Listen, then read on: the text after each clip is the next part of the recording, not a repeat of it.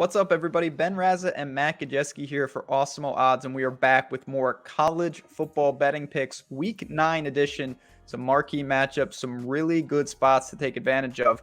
But before we dive into the picks, another spot to take advantage of, BetMGM. If you are not there, you're a new user, deposit $10 or more, and you are going to get a risk-free bet of up to $1,000, as well as 3 free months of Awesemo Plus. You got to use the link in the description of this video. While you're there, like and subscribe. We're marching towards 2,000 subs, and we really do appreciate that. But take advantage of that. You're going to get 3 free months of Awesemo Plus, covering you from the betting to the DFS to the season long. All the tools that Alex and the team have, from ownership to boom bust to everything else, projections. It's a really, really good deal. BetMGM powering it, and we appreciate that. Matt, good week last week. I gave some away late on Saturday, but overall, I was really happy with the college football market. How are you here? How were you last week? Are you ready to dive in?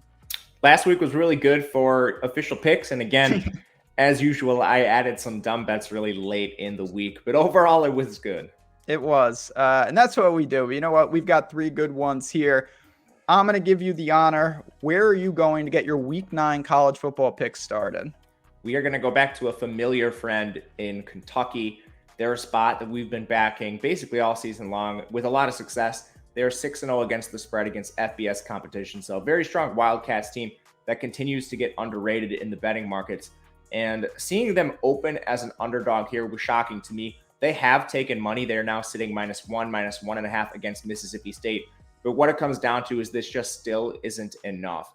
Overall, this Kentucky team, they're very explosive on offense, even though they haven't necessarily needed to be throughout the year. Veteran quarterback in Will Levis, very strong rushing attack, very strong offensive line up front. Wan'Dale Robinson, he has a case to be made for the best receiver in the SEC. And it looks like they could be getting back Josh Ali, who is a seldom used wide receiver too, but he is an explosive element to that passing attack. On the other side, how is Mississippi State going to keep up with this team? And Mississippi State has played fairly well in some spots, but when they've had that step up in competition, they've gotten railroaded almost every single time. And they're going to be playing up against a very strong Kentucky defense overall that knows exactly what they want to do in that Mike Leach air raid system. So it's another spot where you have Kentucky playing close games against teams like Georgia. They're just another level of competition compared to Mississippi State.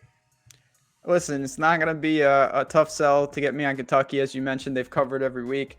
Just a very balanced, tough offense, solid defense. I don't think Mississippi State is that good. You mentioned the air raid. Kentucky had a really tough game, the toughest you could have. They go into Georgia. They covered. They played hard. Then they got an off week. I think that is super underrated. They got time to rest, time to repair. Maybe some of these guys get healthier. I'm with you. I think Kentucky wins the game and marches on. They've been an underrated team all year. I don't know if my first pick has been underrated all year. They are undefeated, though, and they keep doing what they need to do. Wake Forest is coming off an outrageous 70-56 victory over Army. Now they are 16.5-point favorites, but they play Duke, and Wake Forest is at home. I really think this sets up for just an absolute laugher. We know that Wake Forest plays extremely fast. They've got Hartman. They've got everything that you want on offense. And then the question is, can they stop anybody? I don't know, honestly, about that, but they play a Duke team that is coming off a 48-0 loss to Virginia. Just for reference, Wake played Virginia on the road. They won by 20 points. This Duke team is just simply awful. I'm not going to lie. Their wins are against North Carolina A&T, Northwestern, who's really bad this year, and Kansas, who's probably the worst Power 5 team out there at this point. They've lost to Charlotte. They were blown out by North Carolina. They played Georgia Tech close, and they were crushed by Virginia. I think Wake Forest might be the best team that they have played so far, and they are on the road. So I just look at this. This is a going away type victory for me. I think Wake Forest might hang upwards of 50 points.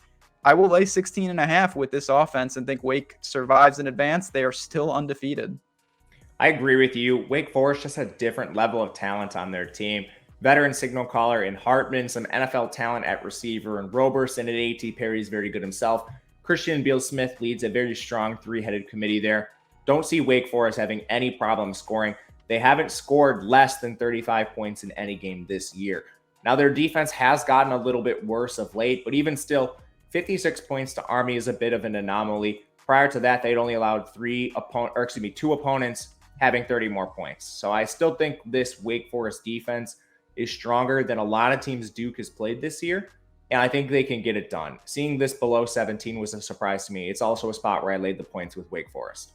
Yeah, and they held Virginia, who's one of the best offenses in the country, to 17 points. Army only runs the ball, and you think you'd be prepared, but it's very difficult to stop that. Duke does nothing of the sort in terms of a triple option. They're just a bad offense. They're going to try to run the ball. They're going to fall behind. It's going to get out of hand quickly.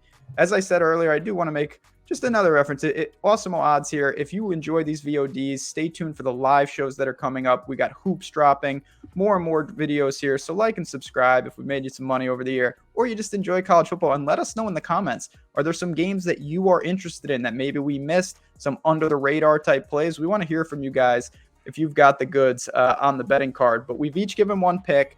I know you have one more. So what other game caught your eye this week? It's a really interesting spot where we've seen a lot of line movement, not in the way I was expecting either. It's Pittsburgh taking on Miami, and it's actually been Miami the one receiving some money in the betting markets. You can find this down at Pitt -9, -9.5. They were around -11 to open, so a really interesting spot, but I'm still going to be backing the Panthers. And what it comes down to, I think a lot of this line movement has to do with injuries on the Pitt side of the ball. Their leading running back, Israel Abanikanda, he's been dealing with an injury. Jordan Addison, their best receiver, is allegedly dealing with a concussion. So it's a spot where he may or may not play. It's not going to come down to practice time. It's clearly going to come down to just concussion protocol. Black and white situation. If he's cleared, he'll play. If not, he won't. But ultimately, is he worth 3 points in line movement? And to me, I don't think so. They're a very deep team on offense at receiver and running back. Vincent Davis, a veteran they have back there. They still have Taysier Mack, who's been with the program for multiple years now. Jared Wayne, their third leading receiver, he does a lot of the same things that Addison does, not as well, but he's a good complement to Mack. They have a good tight end in Lucas Krull. And even Shockey Jacques-Louis, their third receiver, who is just a complete burner, he can do a lot of things out there against a Miami team, which has been really suspect this year. The only two teams they haven't allowed 30 points to were Appalachian State and Central Connecticut State. And outside of that, their 3 wins, outside of the Central Connecticut State game, of course, so let's just focus on App State and North Carolina, they've come by a combined 3 points overall. Miami's on their third-string quarterback, and Van Dyke did play very well against NC State. It should be noted he threw over 300 yards there, but his full body work still isn't very good as a freshman signal caller here. So I'm going to back this veteran Pitt team, and I don't think Addison's injury, Abanikanda's injury are worth 3 points in line movement. Comfortable with this below 10.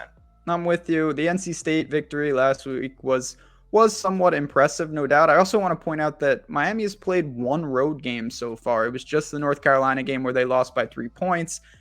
This is not a good spot for them. Pittsburgh, really good. Kenny Pickett, one of the most underrated players in the country. Even if someone like Addison sits, he's got Taysier Mack, he's got weapons on the outside. They're going to move the ball. They're coming off a big win against Clemson. Clemson's not that good this year. And as we talked about on Betting You, our exclusive college football betting podcast where you can get all these picks and more. Right now, Pittsburgh is the actual favorites to win the ACC. This is the best team potentially in this entire conference. I know the conference is down. Miami is far and away from this team. I think Pittsburgh has their way with them at home. I also am laying the points. So we've got the Kentucky Wildcats, as we always do. We've got Wake Forest -16.5. And we've got Pitt inside 10 now. You can get them at 9 or 9.5. 3 up, 3 down for me, for Matt, for all of us here at Awesemo Odds. Good luck this week in the college football streets, and we'll talk to you guys soon.